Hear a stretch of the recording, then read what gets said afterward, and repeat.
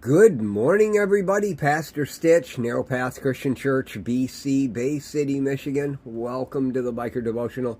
Today is June 24th, 2026. We're looking at Proverbs chapter 24, and we'll look at verse 1 today.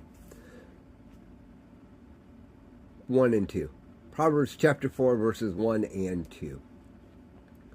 Don't envy evil men, or desire to be with them. For their hearts plan violence, their words stir up trouble. This morning in my morning reading time, I'm reading through the Bible in a year and reading through 1 Kings, or 2 Kings, I don't know. Anyway, I'm reading through Kings and Chronicles, and we're at the point where... I'm going to get the name wrong because I want it. Rehoboam has come into power behind his dad, Solomon. And he's made king. All of the tribes of Israel come and they say, hey, your dad had us working pretty hard. We made him really rich. And what we're asking for is for you to back off a little bit. And Rehoboam says, give me 3 days and I'll give you my answer. Actually, a smart way to handle things, isn't it? You take your time with a big matter, because if you rush it, you may make a rash decision.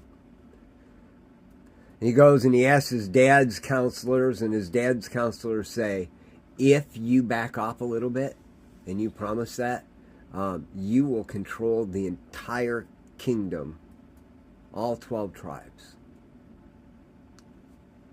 But if you don't, you're going to lose them. He hears that, and he goes to his friends, who he's grown up with, who... had their own desires, and said, what do you think? And they said, no. Tell them, because they're whining, you're going to make it worse for them.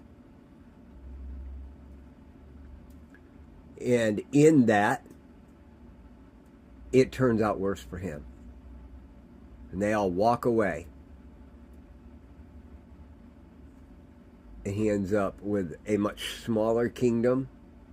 And the only reason he keeps that is because God says, I'm going to honor David in the city that I put my name. Solomon warned, don't envy evil men or desire to be with them, because their hearts plan violence and their words stir up trouble.